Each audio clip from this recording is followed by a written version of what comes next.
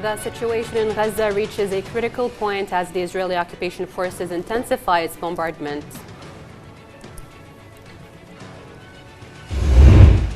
The death toll in Lebanon rises as Israeli occupation forces continue with airstrikes.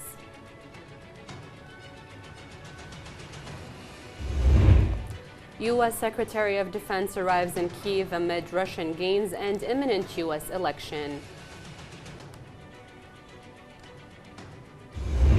And a referendum on Moldova's EU membership bid passes by an extremely slim margin.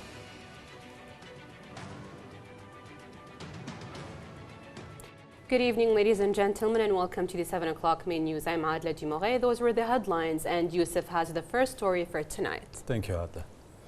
His Highness Sheikh Ahmed Abdullah Al-Ahmed Al-Sabah, the Prime Minister, may Allah protect him, received at Bayan Palace today His Excellency the Ambassador of the United Arab Emirates to the State of Kuwait, Dr. Matar Hamid Al-Niyadi, who delivered a written letter from His Highness Sheikh Mohammed bin Rashid Al Maktoum, Vice President and Prime Minister of the UAE and ruler of Dubai, inviting His Highness to attend the World Government Summit scheduled to be held in the United Arab Emirates next February. The meeting was attended by the head of the Prime Minister's Court, Abdulaziz Dekhil Al-Dekhil. Minister of Foreign Affairs Abdullah Ali Haya received today a copy of the credentials of Peru's ambassador to the state of Kuwait, Carlos Enrique Tomás Jiménez Gil Fortul. During the reception, the minister wished the new ambassador the best of luck and further development and prosperity for bilateral relations between the two countries. The situation over in Gaza has reached a critical point as the Israeli occupation forces intensifies its bombardment, resulting in significant loss of life and widespread destruction. Adla. Yes, Yusuf, amidst this violence, families trapped in Jabalia camp urgently plead for evacuation and assistance, highlighting the dire humanitarian crisis unfolding in the region. More on this with Hamid El-Mijbil. The situation in Gaza remains dire as the Israeli occupation forces has intensified its bombing campaign, leading to numerous martyrs and injuries. For 17 consecutive days, the northern Gaza Strip has been under severe siege, trapping families in Jabalia camp. Residents are urgently appealing for evacuation, highlighting the desperate conditions they face. In Jabalia, UNRWA schools that are meant to shelter displaced people are also being besieged, exacerbating the humanitarian crisis. The occupation's tactics have included deliberate policy of starvation and obstruction of medical evacuations, preventing defense teams from reaching the wounded. As families continue to plead for help, the situation grows increasingly desperate. Adding to the chaos, the Israeli occupation forces vehicles are stationed around the Indonesian hospital amidst intermittent gunfire, creating an environment of fear and uncertainty. The relentless bombing has led to the destruction of residential homes and the killing of countless Palestinians, further underscoring the catastrophic impact of the ongoing aggression in Palestine. The humanitarian crisis in Gaza is worsening, with calls for international intervention becoming ever more urgent. In the West Bank, Israeli occupation forces conducted extensive searches and arrests in various towns and neighborhoods, impacting numerous Palestinian residents. These operations reflect ongoing tensions in the region. Simultaneously, military measures were intensified in the old city of Jerusalem.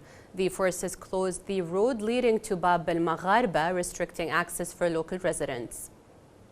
These actions were implemented to facilitate the entry of settlers into the area, further exacerbating the situation and limiting Palestinians' access to Al-Aqsa Mosque. The Lebanese death toll has risen all the way up to 2,464, with at least 11,530 injured. Adla. Meanwhile, Yusuf, the Israeli occupation continues to bombard Lebanon with airstrikes, resulting in the deaths of 6 women and children, with figures rising. More in the following report with Lujan Al-Athari. According to the Lebanese Health Ministry, The death toll from the Israeli occupation airstrikes on Lebanon since the beginning of the Israeli occupation Hezbollah conflict has reached at least 2,464 dead and 11,530 injured. 6 children and women were killed and 8 others were injured in an Israeli occupation airstrike in northeastern Lebanon. The Israeli occupation drone fired 2 missiles this morning at a house in a densely populated neighborhood. The Israeli occupation aircraft continued its raids on various areas in southern Lebanon. It also carried out a raid with a guided missile targeting an olive pomace collection plant in the town of Ansar, as well as airstrikes on multiple towns. In addition, Israeli occupation warplanes bombed the capital Beirut, striking over 15 buildings. Meanwhile, Hezbollah on the same day announced they launched rocket projectiles towards Israeli occupation military bases.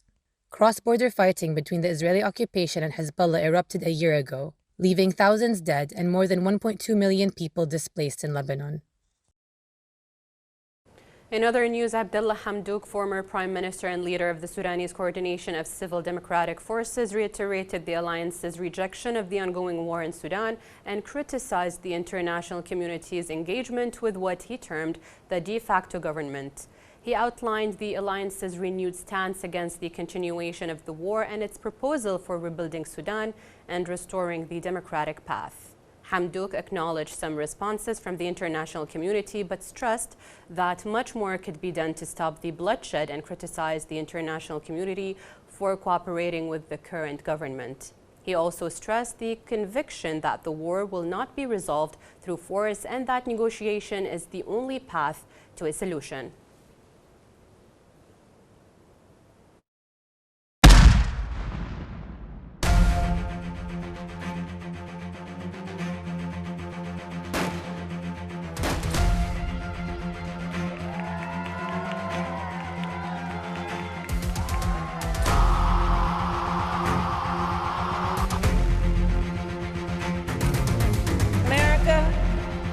We are not going back. And we will make America great again.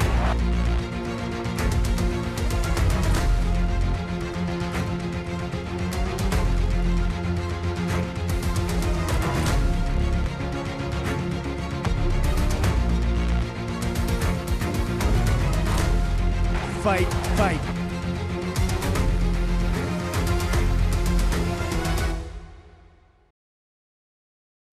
With the U.S. presidential election just over 2 weeks away, Democrat Kamala Harris and her Republican rival Donald Trump spent the weekend trying to court early voters and shore up support in some of the most competitive states. Early voting, which has begun in several states, is heating up the 2024 U.S. presidential race, with some swing states getting records for the number of people who have voted by mail or in person. With just 17 days left until Election Day, set for November the 5th, early voting is ongoing in nearly every state and ends on November the 1st. U.S. Secretary of Defense Lloyd Austin arrived in Kyiv earlier today as the future of U.S. aid to Ukraine hangs in the balance of the imminent U.S. presidential election and as Russia continues to make small but steady gains on the battlefield. The secretary said that he will meet with Ukrainian President Volodymyr Zelensky and Defense Minister Rustem Umerov while in Kyiv to discuss Ukraine's weapons needs and how the U.S. can continue to support the country's military over the next year. In related news, Russia struck Zaporizhia in southeastern Ukraine this morning with ballistic missiles, wounding 14 people and damaging more than 30 houses. The attacks followed Russian strikes on Kyiv and other cities on Sunday, which injured 17 people in the central Ukrainian city Kryvyi Rih.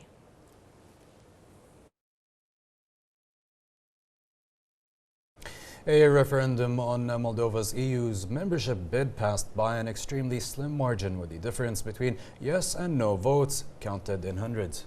Meanwhile, EU spokesperson said Moldova's EU referendum happened with unprecedented interference by Russia. Here's more.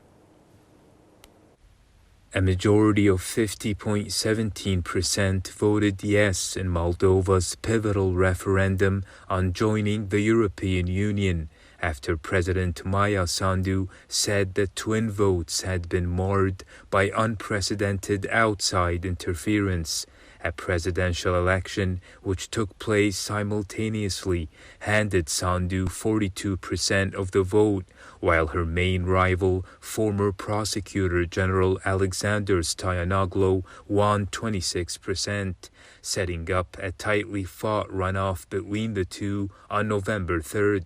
If the other candidates throw their support behind Stoyanoglu ahead of the second round, Sandu could run the real risk of not being re-elected. Several presidential candidates boycotted the referendum. Stoyanoglu said he did not support the idea of changing the constitution, although he added he was a supporter of his country's European aspirations. The Kremlin spokesman Dmitry Peskov said Moldova's election was not free, and the results showed a hard-to-explain increase of votes in favor of President Sandu and the European Union. Meanwhile, an EU spokesperson said Moldova's referendum on joining the EU happened with unprecedented interference by Russia or its delegations. The referendum comes as President Maya Sandu, also running for re-election, blamed an unprecedented assault on the country's freedom and democracy. Hours earlier, partial results had shown between 55 to 57% unwilling to commit to joining the EU. Moving to Italy, Sicily is currently experiencing severe flooding after the heavy rainfall which has hit the island and turned the roads into rivers. This marks a dramatic change after months of no rain, especially in Catania, where there was a large amount of rainfall in a number of cities, including Via Etnia. The Civil Protection in Sicily is dispatching a number of its staff to give assistance. Meanwhile, in the small village of Ginostra, mudslides blocked the roads and caused damage to homes, which has continued to complicate the situation. Despite Sicily's desperate need for rain, the heavy rainfall brought about more damage than expected and left many areas at risk because of the unstable weather. Hurricane Oscar made landfall on the Caribbean island of Cuba, bringing strong winds, a powerful storm surge, and rain threatening to further complicate the government's efforts to re-establish service as the island struggles to restore power after its worst blackout in years. The Cuban government canceled the schools through Wednesday, citing the hurricane and the ongoing energy crisis. Officials said only essential workers should report to work. Cuba had restored power to 160,000 clients in Havana just prior to the grid's Sunday collapse, giving some residents a glimmer of hope. Hurricane Oscar is expected to weaken after making landfall on the northeastern coast of Cuba, but it could still be a tropical storm when it moves north of Cuba late Monday and across the central Bahamas on Tuesday. Back in local news, the Kuwait Institute for Scientific Research organized a seminar and exhibition titled Mental Health Towards a More Aware Society in recognition of World Mental Health Day. True, the event aimed to raise awareness about the importance of mental health within the community. More details in the following report. Mental Health Towards a More Aware Society event provided a platform for participants to engage with mental health professionals, explore services offered by participating organisations, and learn about ongoing initiatives supporting mental health in the region. Well, the main goal today, as is any presentation about mental health, is just to demystify it and destigmatize it. There's a lot of incorrect facts about mental health, and there's a lot of mystery around it. I think the main takeaway from today is that there's no health without mental health, that physical health and mental health are equal, and just as someone would go to a doctor for something chronic like diabetes or the like, we have chronic disorders. We also have common mental disorders like depression and anxiety that people, about a fifth of the population, might go through, and I think the numbers are probably a lot larger than that. The initiative marked a significant step towards building a more aware and mentally healthy society, encouraging open discussions and improving access to mental health care resources, key issues such as destigmatizing mental health, were addressed with a focus on promoting healthier minds and relationships across the community. Such events actually is a sign that stigma is decreasing and the awareness in our society is increasing towards mental health, and the emphasis and the attention given to this. As a psychiatrist, it's important for me to speak about the different modalities of disorders we see, treatments available, and that help is out there. So for people who don't know how to get help or don't know what's going on with themselves, it's important to know that there are professionals that are available in Kuwait in both psychiatry and psychology who can help different disorders in mental health. Mental health towards a more aware society. From the Kuwait Institute for Scientific Research, I'm Gemma Jabouri, reporting to you for the English News. The 6th Cybersecurity Education and Research Conference have kicked off today, aiming to enhance and level up the cybersecurity sector in Kuwait, especially in the educational system. Adla. Yes, Yusuf, several local cyber and educational institutions joined the United Kingdom counterpart to find means of joint collaboration to expand the cybersecurity shield and Wales to protect mutual interest. Here's more with Miriam Ladwehi. The head of the National Cybersecurity Center, Major General Retired Engineer Mohammed Bouarki, stressed that cybersecurity in this accelerating digital age is the core for ensuring the continuity and success of digital transformation and requires enhancing cooperation among academic institutions, governmental and private entities to reach innovative and effective solutions.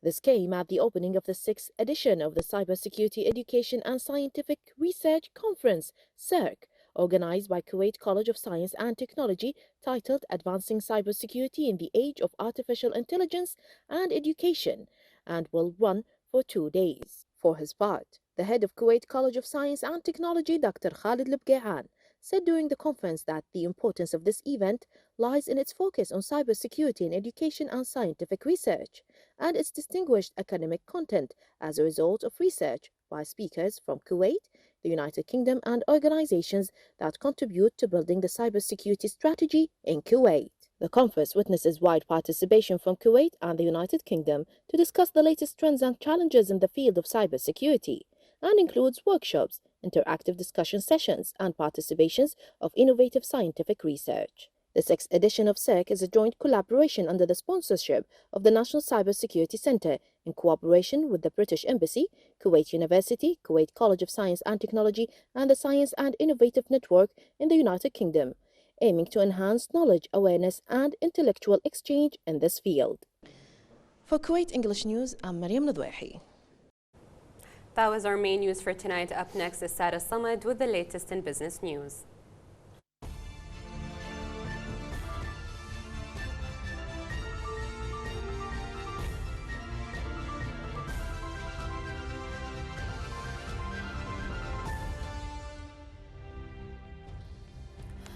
Borsa Kuwait closed its trading today with its general index, main market index, and first market index all in red.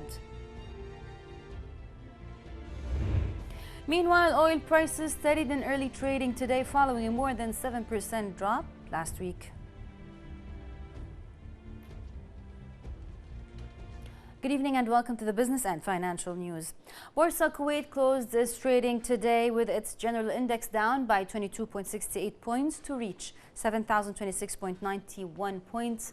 281.4 million shares were traded through 16,412 cash transactions worth 51.7 million dinars, about $1 million. The main market index fell by 54.1 points to reach 6,405.78 points, and the first market index also fell by 15.45 points to reach 7,530.84 points.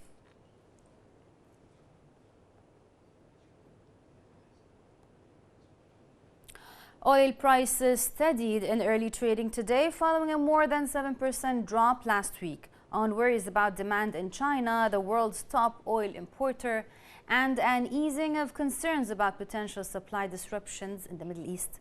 Meanwhile, Brent crude futures rose 8 cents to settle at $73.14 per barrel, while U.S. West Texas Intermediate crude futures gained 10 cents to settle at $69.32 per barrel. Wall Street futures dipped today as investors braced for a busy week of major earnings reports that could either support or disrupt the market's ongoing rally. A fairly solid start to this earnings season's upbeat economic data and continued optimism around Federal Reserve rate cuts have helped indices rally higher, with the S&P 500 inching closer to crossing the 6,000 mark milestone for the first time. However, risks such as rising geopolitical tensions in the Middle East, gains in treasury yields, and some volatility ahead of the upcoming U.S. presidential election are pressuring equities.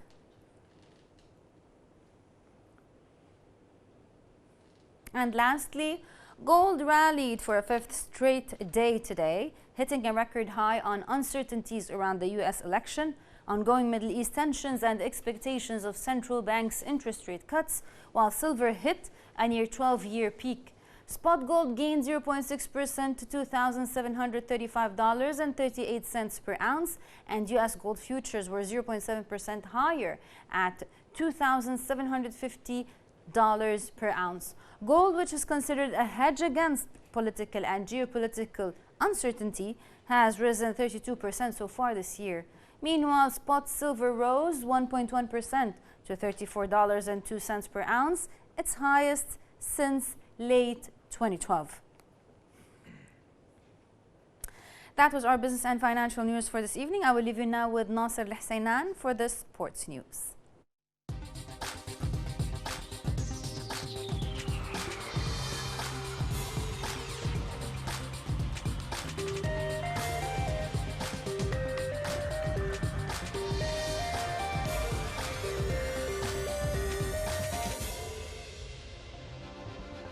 Real Madrid and Dortmund train ahead of their Champions League clash.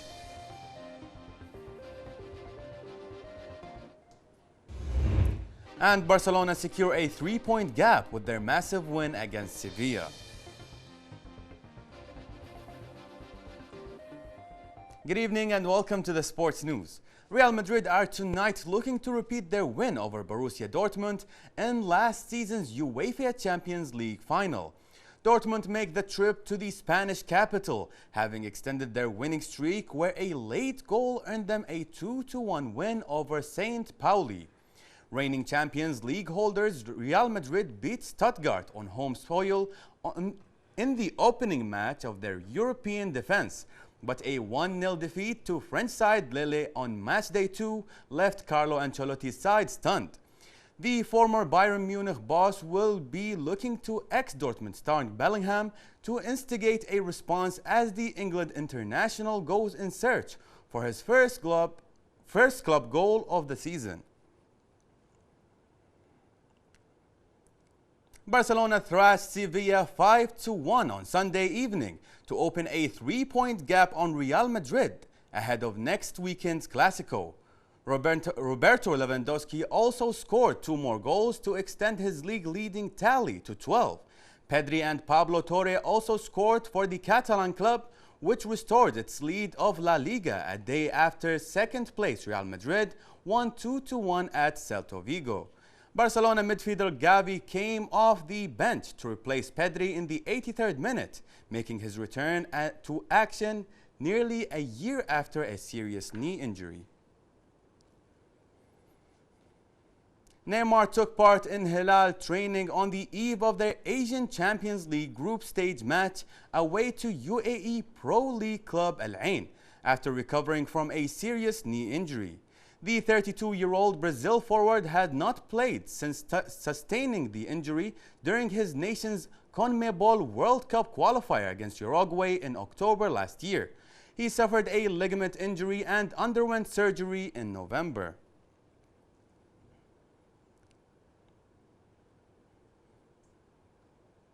Spanish veteran Roberto Batista Agut beat Czech 5th seed Jiří Lehecka in straight sets to win the European Open in Antwerp.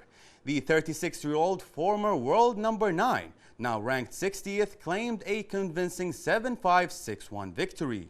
The win was Batista Agut's 12th ATP Tour title of his career and first since triumphing in Kitzbühel on the clay in 2022.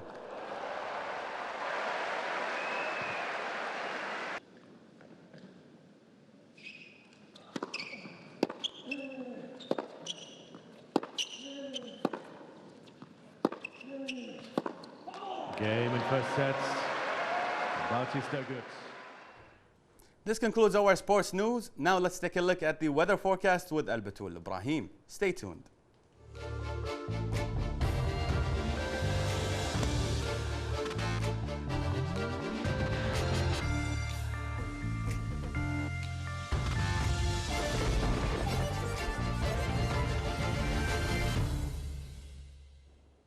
Good evening and welcome to the weather forecast. Mild weather for tonight and partly cloudy sky with light to moderate freshening at times northwesterly wind with a speed of 12 to 32 kilometers per hour with a chance for light scattered rain.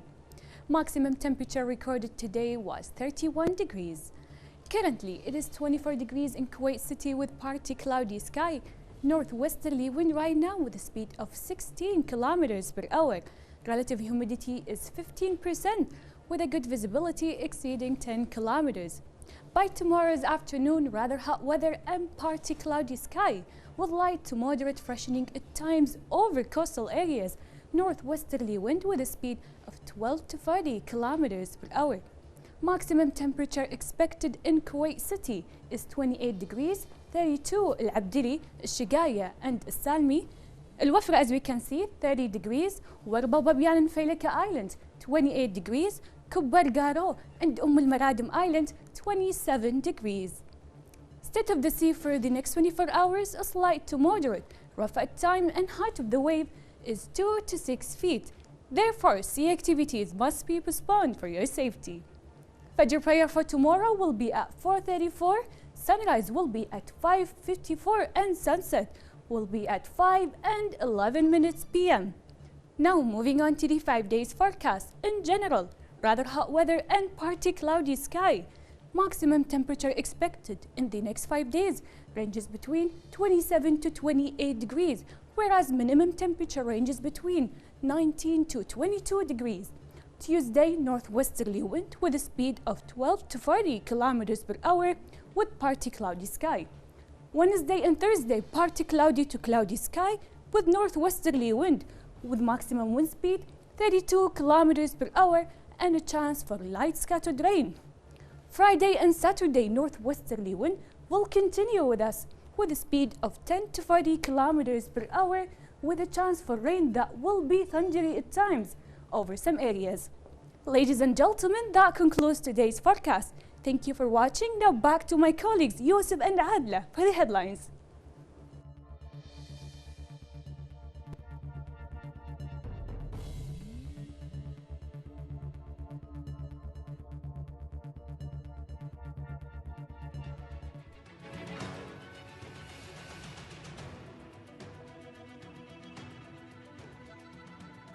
Thank you for joining us, and before we leave, here's a quick reminder of tonight's headlines.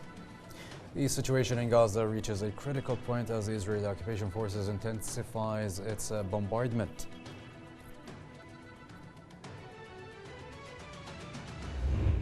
The death toll in Lebanon rises as Israeli occupation forces continue with airstrikes. U.S. Secretary of Defense arrives in Kiev and Russian gains and imminent U.S. election. And a referendum on Moldova's EU membership bid passes by an extremely slim margin.